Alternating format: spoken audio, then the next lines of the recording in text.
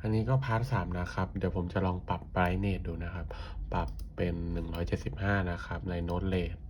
อันนี้ก็จะขึ้นเหมือนกันนะเป็น175เหมือนกันไฟก็จะสว่างถึง175นะครับนี่นะครับอันนี้ก็จะเป็นพวกแล้วต่อไปก็เป็นพวกความชื้นอุณหภูมินะครับที่แสดงเป็นกราฟนะครับก็เราสามารถเปิดปิดไฟได้เช่นกันนะครับนี่นะครับไฟก็จะปิดเหมือนกันนะครับก็โดยรวมก็จะประมาณนี้ครับก็สามารถใช้ได้ทั้ง2ตัวทั้ง Note LED แล้วก็ตัว NetPie นะครับผมขอบคุณครับนี่นะครับเปิดปิดลืมบอกไปว่า LED ก็เปิดปิดได้เช่นกันนะครับมันก็เชื่อมกันนะครับด้วยนี่นะครับชาร์ตที่เราได้ทำไว้ประมาณนี้นี่นะครับ on off โอเคก็ประมาณนี้ขอบคุณครับ